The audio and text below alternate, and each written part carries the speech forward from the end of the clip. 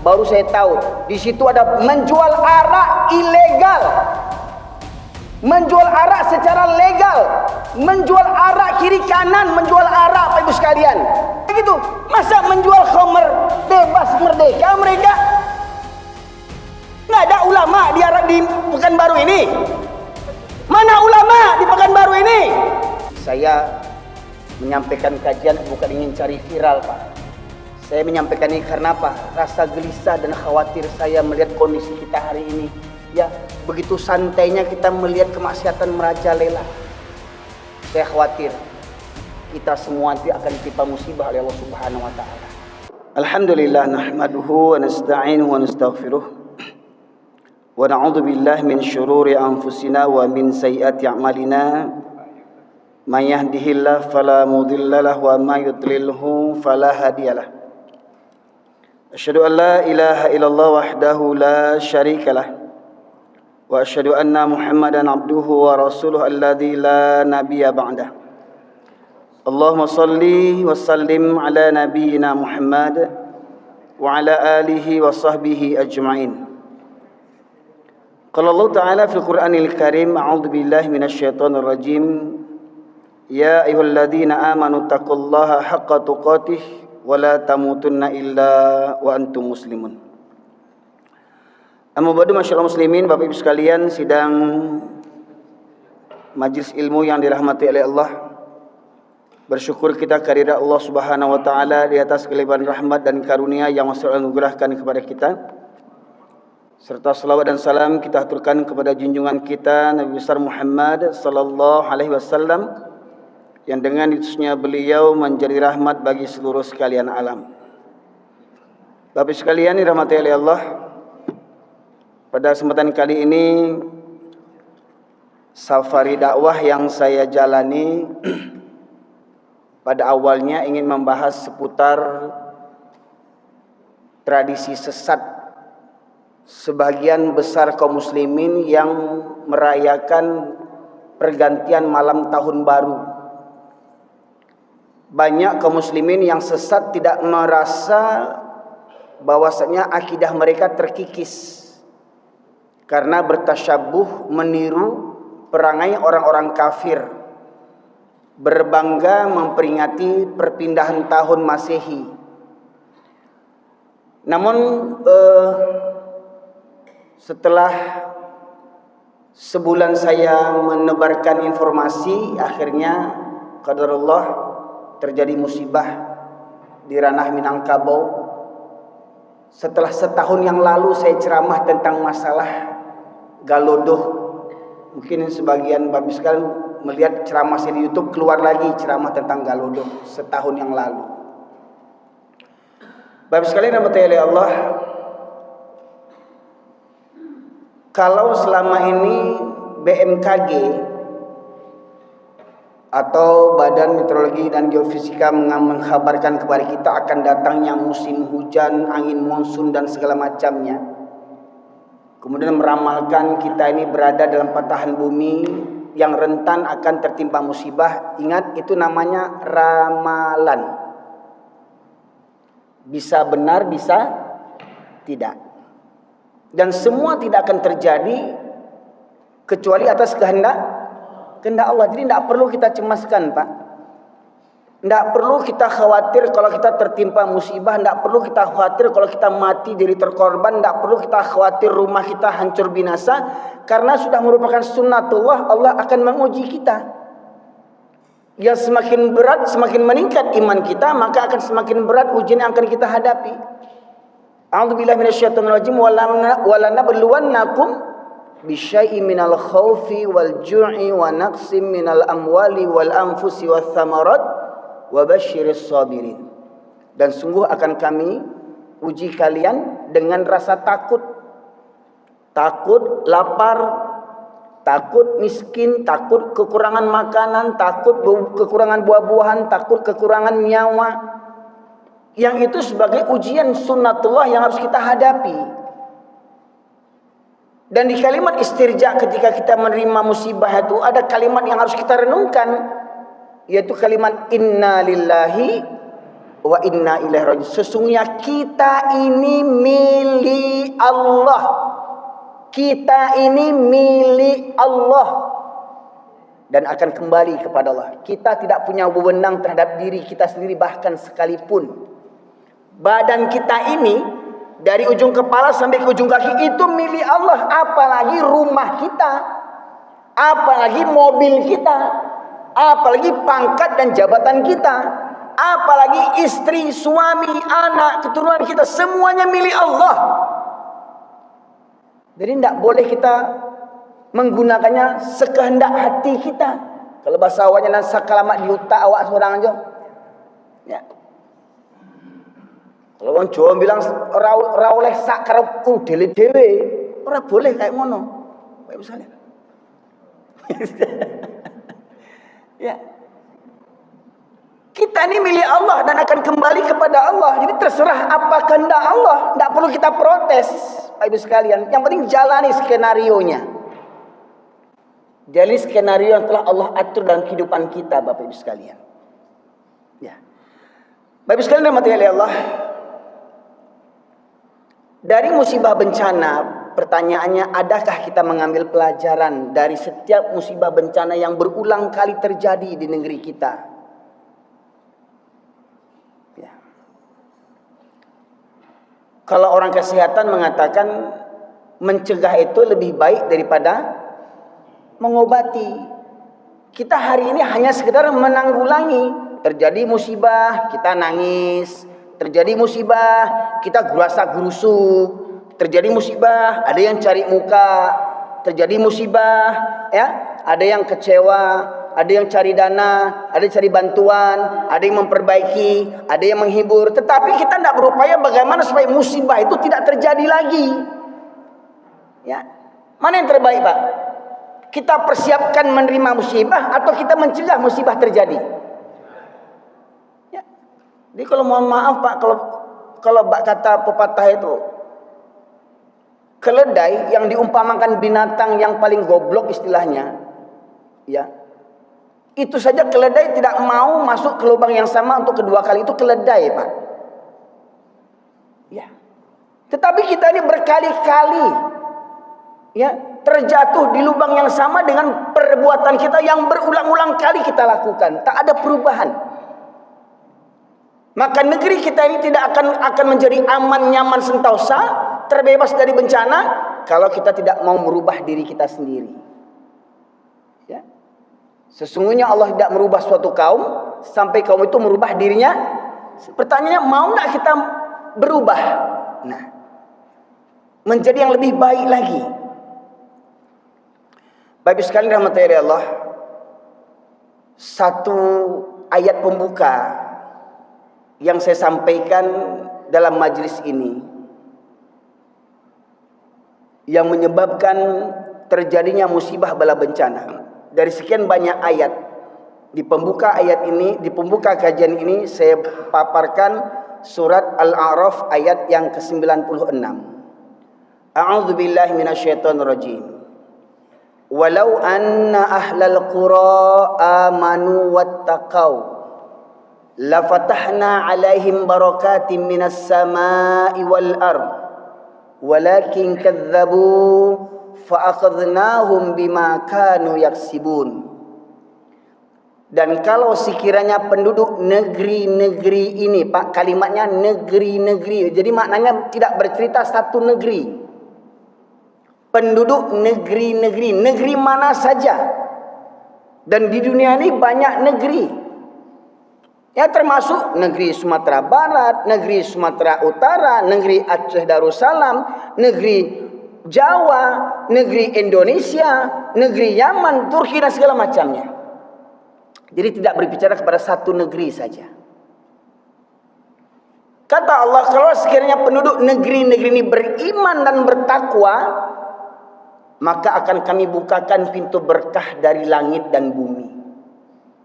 Walakin kadzabu, tetapi penduduk negeri-negeri ini mendustakan ayat-ayat Allah, maka kuhancurkan negeri mereka dikarenakan ulah perbuatan mereka sendiri. Jadi Pak, Negeri kita hancur bukan karena musim hujan. Negeri kita hancur bukan karena longsor. Negeri kita hancur bukan karena gempa. Negeri kita hancur karena dosa dan maksiat kita. Loh, Ustaz, kok kita, Ustaz? Saya kan nggak berbuat maksiat, Ustaz. Ya, ketika orang-orang yang baik, ketika orang-orang alim diam melihat kezaliman dan kemaksiatan. Ya.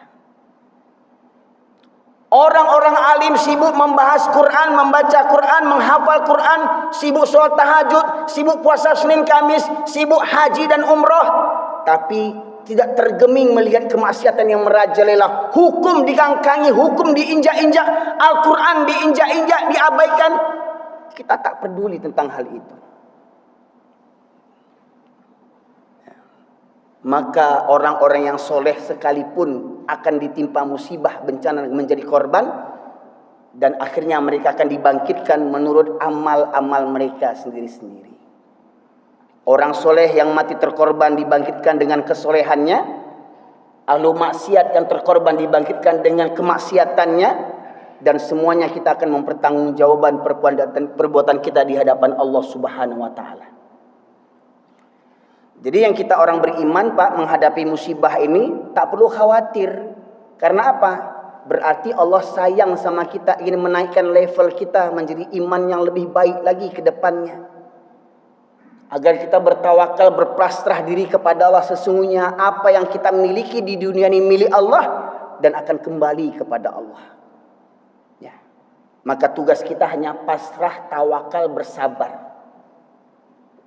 Dan muhasabah, introspeksi diri. Kenapa ini terjadi?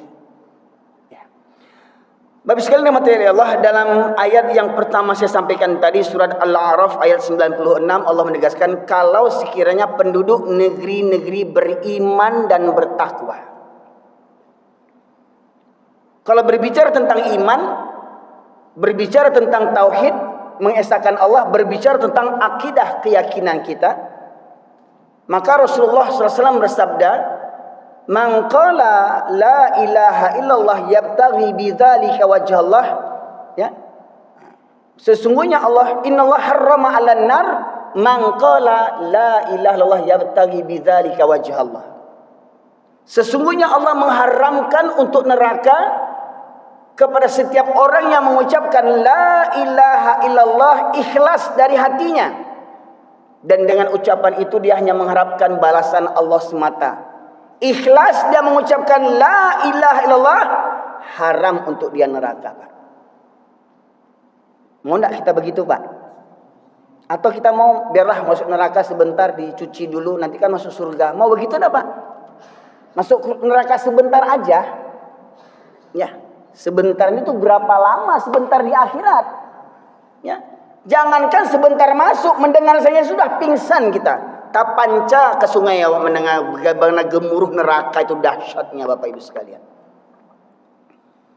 Namun orang yang mengucapkan la ilaha illallah ikhlas dari hatinya, maka Allah haramkan untuknya neraka. Pertanyaannya, benarkah kita sudah betul-betul beriman dan bertakwa kepada Allah? Benarkah kita hanya bertuhankan kepada Allah semata, tidak bertuhankan kepada yang lainnya?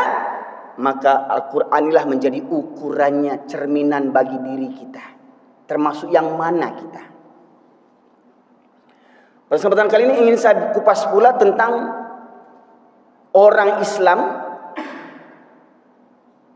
tetapi bertuhankan kepada banyak hal. Kalau dalam ucapannya mengucap la ilaha illallah, tapi prakteknya ternyata ada Tuhan yang lain selain daripada Allah.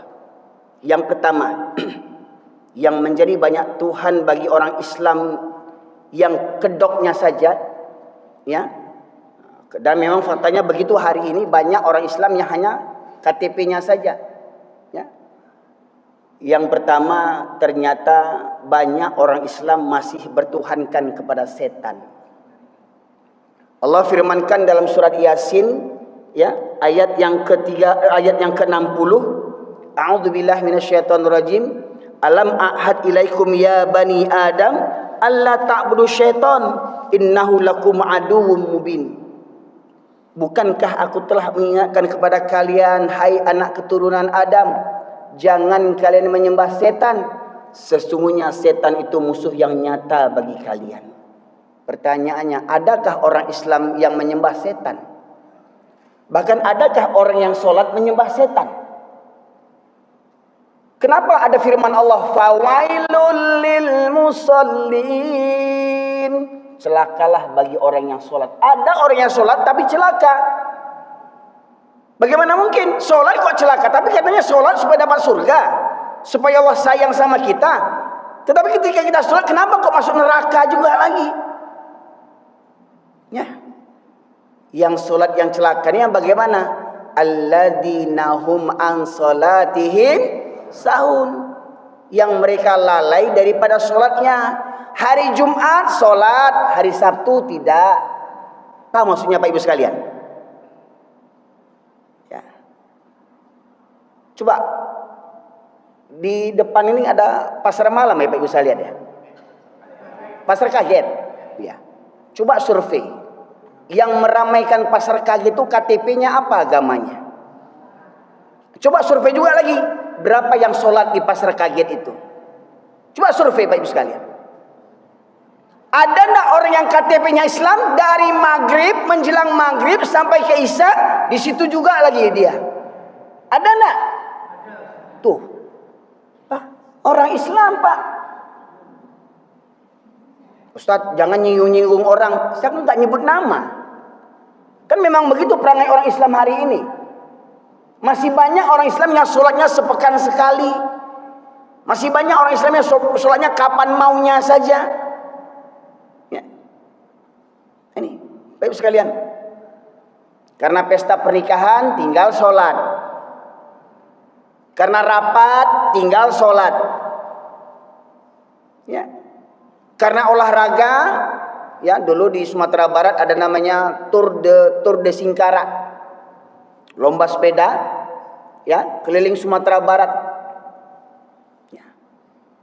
Masya Allah. Itu 1 jam sebelum pesertanya lewat, pembalap-pembalap itu, ya, guru-guru, murid-murid sudah menunggu di tepian jalan untuk mengibarkan bendera. Oh, jalan ke masjid ditutup. Bayangkan, jalan ke masjid ditutup. Orangnya sejam lagi baru datang. Bayangkan. Ketika orang azan, Allahu Akbar, Allahu Akbar, bersamaan dengan lewatnya pembalap-pembalap sepeda, coba berapa banyak yang nonton balap sepeda dengan yang datang ke masjid, Pak Ibu sekalian.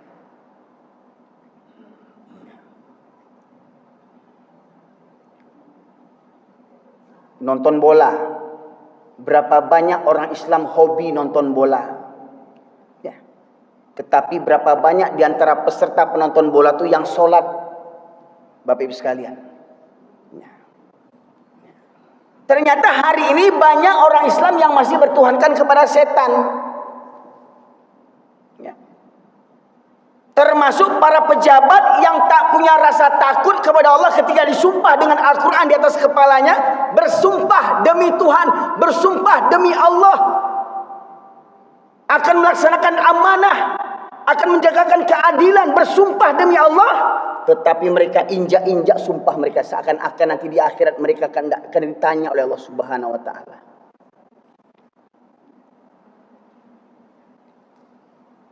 Yang pertama, Pak, banyak orang Islam yang masih bertuhankan kepada setan. Yang kedua, banyak pula orang Islam yang mempertuhankan hawa nafsu. Dalam surat Al-Jasiyah, surat ke-45 ayat 23, Allah berfirman, A'udzubillahi minasyaitonirrajim. Afara'aita man ittakhadha ilahahu hawahu.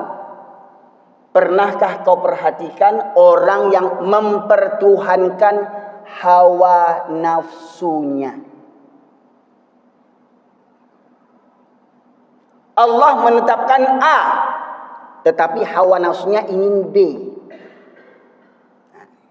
Mohon maaf nih Pak ya, alhamdulillah saya akan yakin ketika saya sampaikan ini mungkin tidak ada di antara bapak-bapak yang menentang pendapat saya. Contoh Pak, rokok itu merusak kesehatan atau tidak? Merokok itu baik atau buruk? Merokok itu sunnah atau makruh? Saya tanya dulu makruh. Arti makruh itu apa? Banyak ustadz-ustadz nih ahlu hisab, ya. Oh, merokok itu kan makruh. Sekarang tanya ustadz, makruh itu artinya apa ustadz? Coba Pak, makruh itu artinya apa Pak? Secara bahasa. Yang dibenci. Makruh itu perkara yang dibenci. Asal kata tadi karoha yakrohu makruhun, perkara yang dibenci. Bagaimana mungkin ada ustadz ceramah mengerjakan yang dibenci oleh Allah dan Rasul? Dia ceramah, menyampaikan ayat, dia jadi imam, tetapi mengerjakan perkara yang dibenci Allah dan Rasulnya. Waku, rapantes. Makanya di Arab Saudi, Timur Tengah sana Pak, kalau ada imam perokok, ndak laku imam perokok. Ke laut aja. Kalau ditanya Pak, secara akal saja jawab, rokok itu memberi manfaat atau memberi kemudaratan? Oh, saya kalau nggak merokok nggak keluar inspirasi saya. Kalau gitu kita usulkan supaya nanti anak-anak peserta ujian Eptanas akhir tahun, belum namanya Eptanas ya, sekarang apa namanya? Anak kelas 6 SD, kelas 3 SMP, kelas SMA, 3 SMA, nanti ketika mereka ujian, selain mereka memegang pena, kasih rokok sebatang dulu.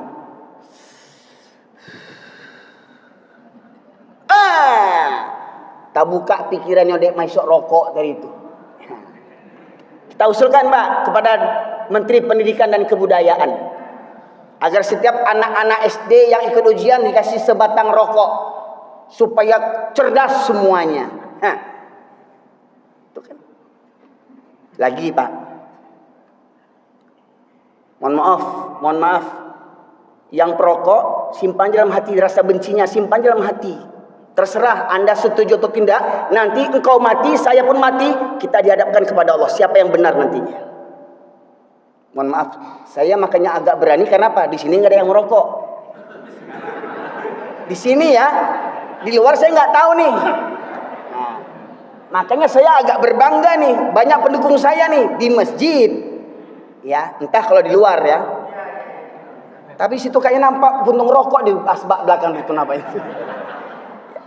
Ya.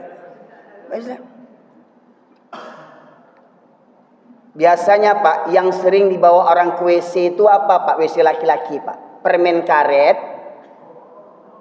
kue bolu, pisang goreng, atau apa? Bakwan. Yang sering dibawa ke WC apa sama pria laki-laki di WC-nya? Kenapa?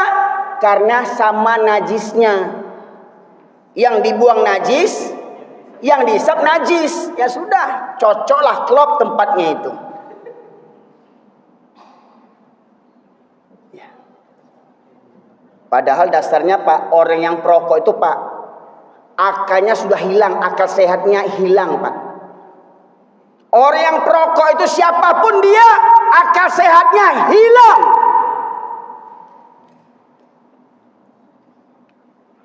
Ndak merokok, ambo ndak fokus.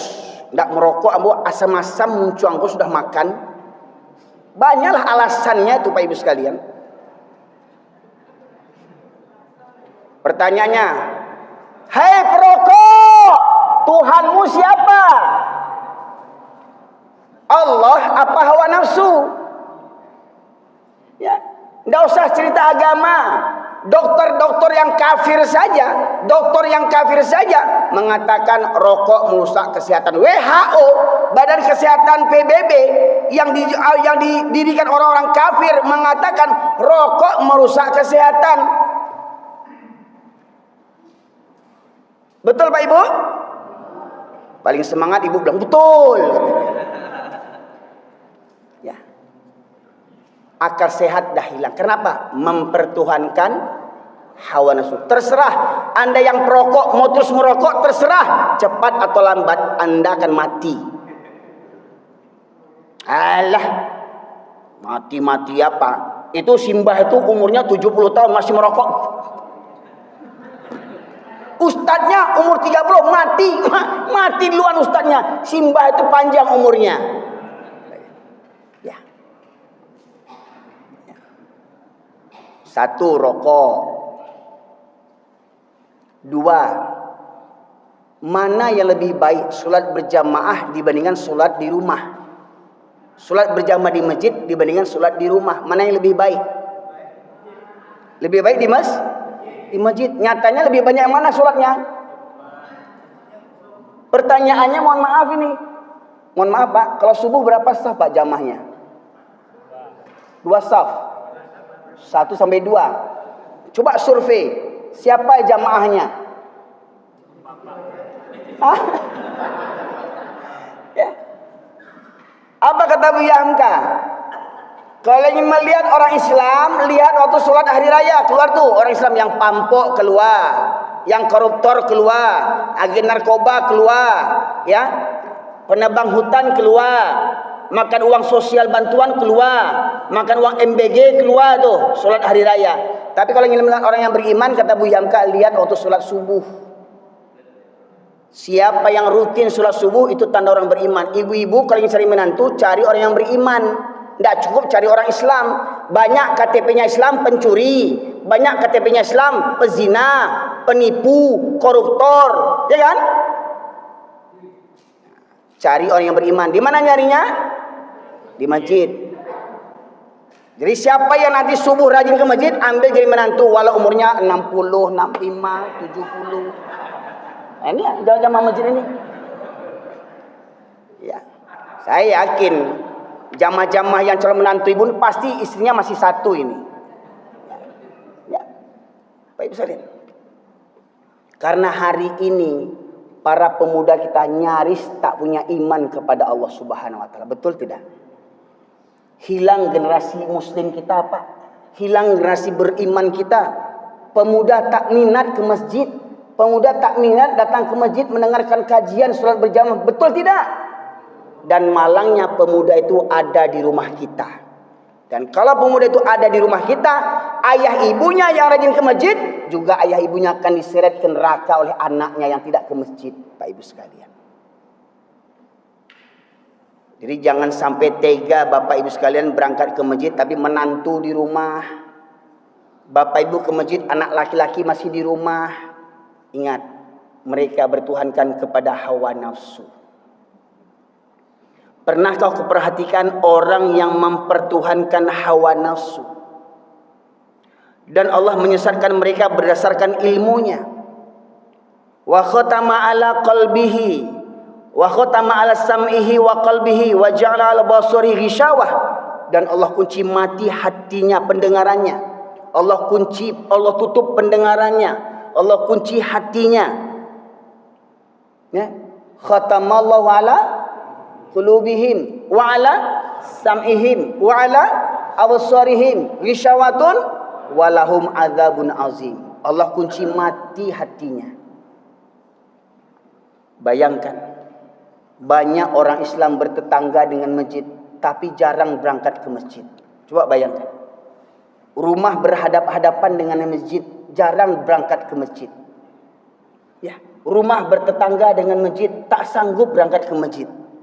Tetapi kalau berangkat kerja, cari duit, urusan dunia, wah, gunung kan kudaki, lautan ku seberangi, surau terlewati. Itu dia. Pak Ibu. Lantas kata apa Allah? Kata Allah tadi dalam surat Al-Jasiyah ayat 23, ya, "Fama yahdi min ba'dillah afala tadhakkarun." Maka siapakah yang akan memberi petunjuk kepada mereka setelah Allah membiarkan mereka sesat? Jadi Allah biarkan mereka sesat. Siapa yang disesatkan oleh Allah? Orang yang mempertuhankan hawa nafsunya, disesatkan oleh Allah Subhanahu wa taala. Hati-hati orang yang mempertuhankan hawa nafsunya. Makanya mohon maaf Pak ya, mohon maaf nih. Pemirsa mohon maaf. Orang perokok tuh susah dikasih tahu Pak. Betul. Bebal kepalanya, otaknya udah bebal. banyak racun, susah dikasih tahu. Dia akan cari dalih untuk pembelaan nafsunya, Pak. Mohon maaf, yang marah silahkan aja. Ya, tapi jangan melempar-lempar ya, marah aja. Ya. Kenapa? Otaknya udah banyak racun, nggak punya kerjaan.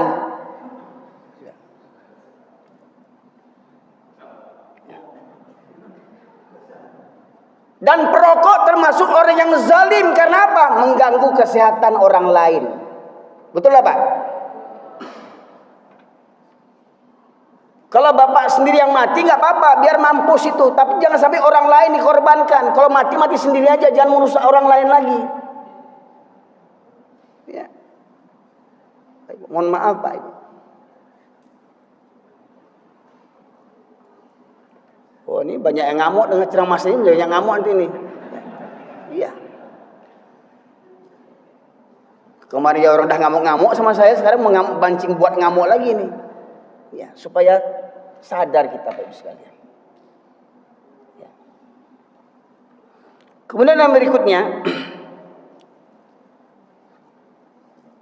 di dalam surat Al-Ahzab ayat yang ke-66 sampai 68.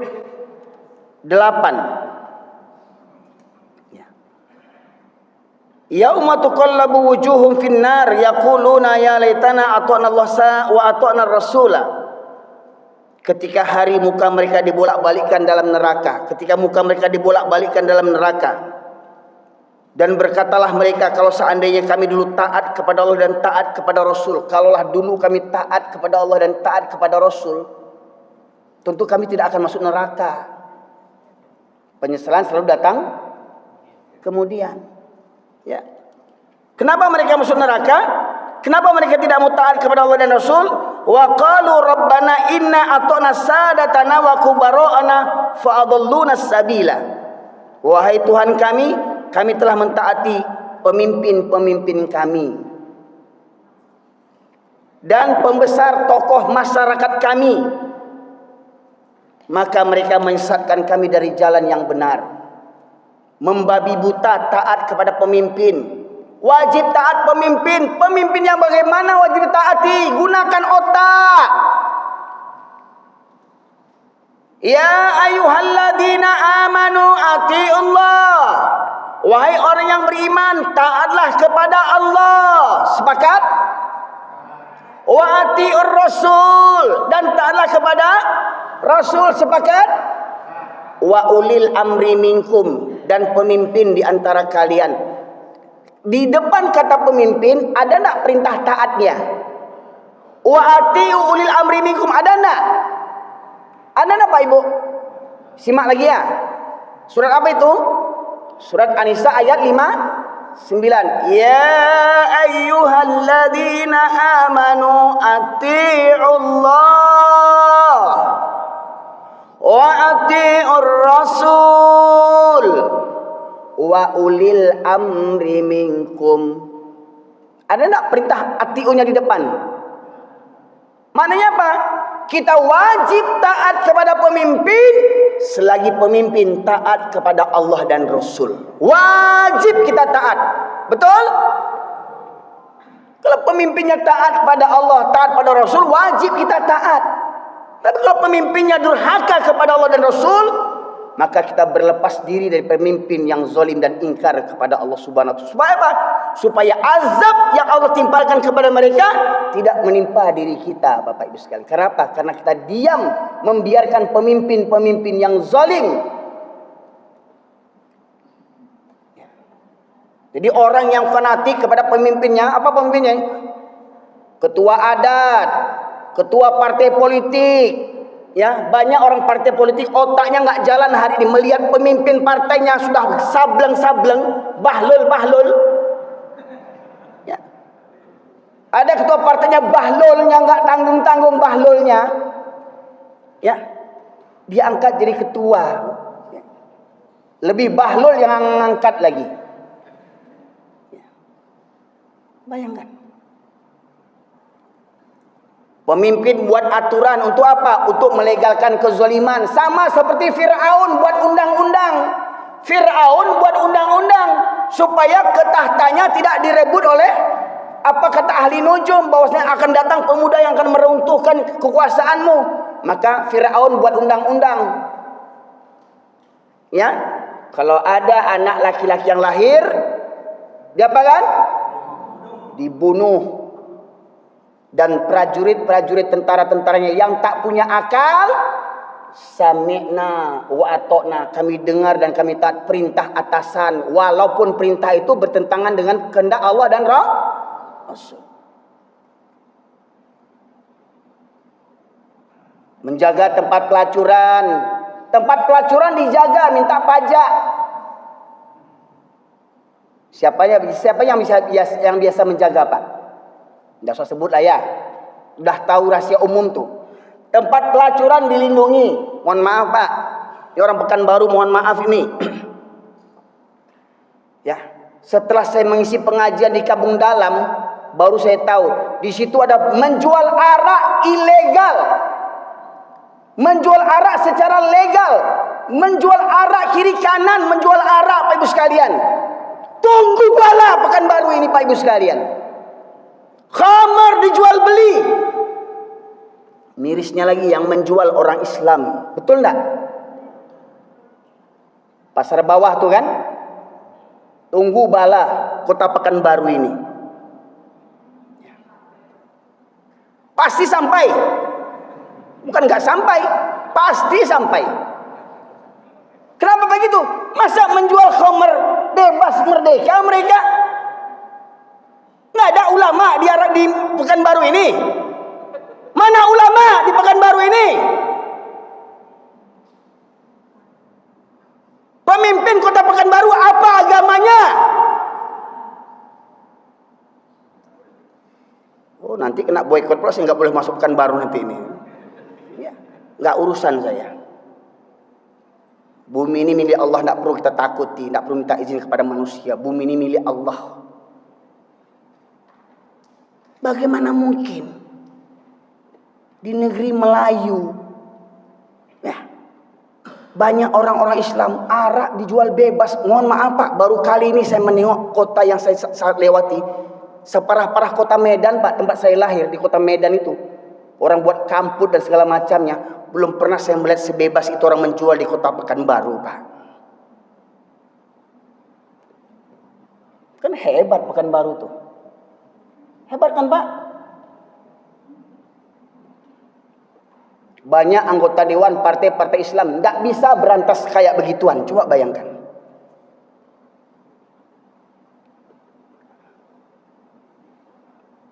Jangan kita merasa aman, Pak. Ya, Bapak rajin ke masjid, ngundang ustadz, dengar ceramah, minum khamar nggak bisa juga. Masya Allah, nggak bisa juga diberantas tuh minuman khamar tuh, menjual belinya. Kita akan diazab Allah semua, Pak Ibu sekalian. Saya berani, saya cuma ngomong aja, Pak. Ya karena kata Rasulullah kan begitu. Kalau kamu melihat kemungkaran, kalau berani rubah dengan tangan. Obrak-abrik kalau berani. Kalau siap dikeroyok, kau benjol-benjol muka kau obrak-abrik. Kalau nggak berani dengan tangan, dengan kekuatan, rubah dengan lisan. Saya baru cuma dengan lisan bisa, Pak. Karena saya tak punya kuasa. Saya tak punya kuasa. Saya tak punya pengawal pribadi. Saya tak punya tentara untuk mengawal saya. Saya tidak punya pasukan. Saya tidak punya anak buah. Saya tak punya bawahan. Tapi kalau melihat begitu kita diam saja, bicara nggak berani, memberantas nggak berani dengan kekuasaan, dengan kekuatan kita, kita hanya berani diam saja. Hati-hati, Pak. Itu tanda lemahnya iman kita. Itu tanda lemahnya iman kita. Ketika kemaksiatan merajalela, kita hanya bisa diam, tak bisa berbicara apa-apa. Itu menunjukkan betapa lemahnya iman kita. Jadi, Pak, khamr itu halal atau haram? Kenapa boleh dijual bebas? Oh, alasannya itu untuk orang-orang kafir. Sama dengan di Malaysia, Pak. Ketika saya di Malaysia tuh tempat jual-jual judi itu, toto-toto, itu foto. Itu legal di Malaysia, Pak. Ditulis di depan tuh, judi adalah haram bagi umat Islam. Nah, mananya Pak, supaya orang Islam nggak beli. Yang beli orang Islam kebanyakan malahan. Ya. Sedangkan nggak dijual legal aja orang cari-cari, apalagi dijual legal. Kan begitu, Pak? Ya. Ya. Maka kata penutup pada kesempatan kali ini Pak Ibu sekalian, karena memang jadwal safari dakwah saya sampai tanggal 1 Januari ini. Ini kalau saya keluarkan materi semua, ya habis materi saya.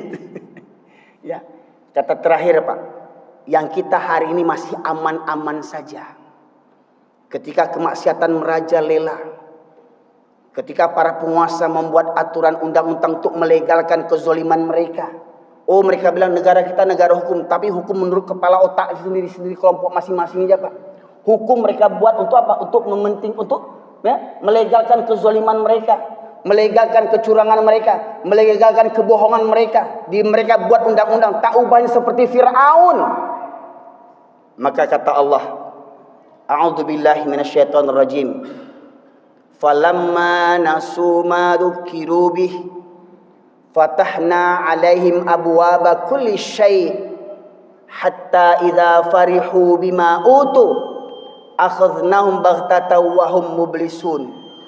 Maka ketika mereka melupakan peringatanku, ketika mereka melupakan ayat-ayatku, ketika mereka melupakan perintah dan laranganku, mereka mengerjakan laranganku, meninggalkan perintahku, maka aku bukakan semua pintu-pintu kesenangan, Pak.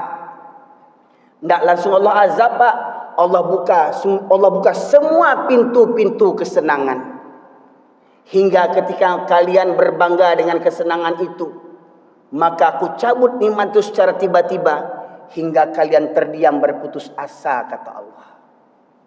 Jadi mohon maaf, musibah terjadi di Sumatera Barat, musibah terjadi di Sumatera Utara, musibah terjadi di Aceh, bukan berarti mereka semua pelaku maksiat, Pak. Betul? Sepakat kita? Ingat, orang yang mati hanyut, orang yang mati tertimbun di mata Allah, nilai mereka sama dengan mati syahid, Pak. Tetapi mati syahid mereka bergantung amal mereka selama hidup. Ya. Kalau sedang main judi, dihimpa, dibawa banjir, mati syahid, enak kali dia. Ya kan? Sedang main judi dibawa banjir, mati syahid. Enak kali. Kalau begitu mendingan kita ikut-ikut juga gabung situ sekalian. Ngapain kita ngaji-ngaji? Kita ngaji pun mati belum tentu mati syahid. Ya kan? Saya ini menyampaikan kajian bukan ingin cari viral, Pak. Di antara saya menyampaikan ini karena apa? Rasa gelisah dan khawatir banyak saya melihat orang Islam kita hari ini lagi bertuhankan. Ya, begitu santainya kita melihat kemaksiatan merajalela. Pengakuan Tuhan kepada Allah hanya sebatas di lisan. Kita semua nanti akan ditimpa musibah oleh Allah Subhanahu wa Ta'ala. Tidak dimantapkan dalam hati dan tidak terbukti dalam amal perbuatan. Kalau memang kita beriman kepada Allah, maka bagaimanapun kendala yang kita hadapi, selaku orang yang beriman takkan pernah tinggal dia sholat walau sekalipun. Betul Pak Ibu? Ya. Orang sakit saja wajib sholat kan Pak? Tidak boleh berwudu, bisa dengan tayamum. Tidak sanggup berdiri boleh duduk. Tidak sanggup duduk boleh berbaring. Berbaring tidak bisa mengangkat tangan boleh dengan isyarat. Apa alasan lagi mau meninggalkan sholat? Coba mohon maaf nih, sekali lagi mohon maaf ini. Berapa banyak supir-supir travel, supir-supir bis yang tak sholat, betul enggak? Mereka orang Islam. Nah, ini renungan bagi kita bersama, Pak.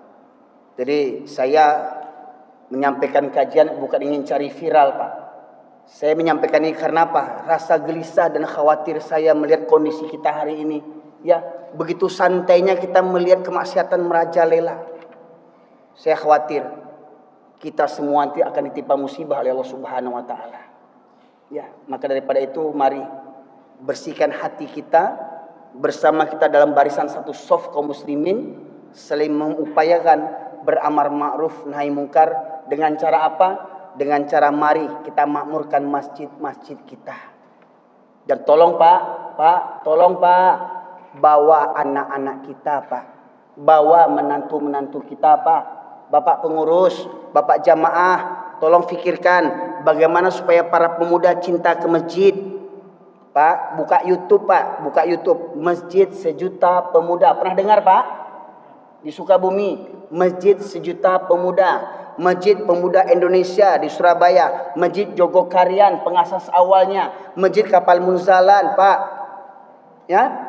Subuh, pagi dikasih sarapan. Zuhur kasih makan siang. Malam kasih makan malam. Konsep masjidnya 3M. Bukan 3 miliar, Pak. Makan. Karena apa? Yang namanya makan pasti orang rame, Pak. Betul enggak? Ya, lunakkan hati mereka dengan kasih makan dulu, Pak, daripada orang-orang kafir yang kasih makan. Ya. Daripada bantuan-bantuan BLT yang ngasih makan, ya, MBG enggak jelas semacamnya, mendingan di masjid diadakan supaya rame jamaah, Pak. Baik, demikian saja, Pak, kiranya. Semoga kita bisa bertemu kembali dalam lain kesempatan. Ya, insya Allah saya masih berada di Pekanbaru sampai tanggal 1 Januari, Pak. Ya, semoga kiranya Bapak Ibu sekalian senantiasa diberikan keistiqomahan oleh Allah Subhanahu wa taala. Semoga kiranya Allah mengampunkan dosa-dosa kita di masa yang telah berlalu dan menjauhkan kita daripada dosa di masa yang akan datang. Dan semoga kiranya keluarga kita Allah anugerahkan keluarga yang sakinah, mawaddah, warahmah. Allah anugerahkan kepada kita pasangan hidup istri dan suami yang soleh dan solehah, anak keturunan yang soleh dan solehah. Semoga kiranya di dunia kita berhimpun dalam satu keluarga, di surga kita berkumpul pula dalam satu keluarga di surganya Allah Subhanahu wa taala. Subhanakallahumma bihamdika asyhadu an la ilaha illa anta astaghfiruka wa atubu ilaik. Alhamdulillahirabbil alamin. Assalamualaikum warahmatullahi wabarakatuh.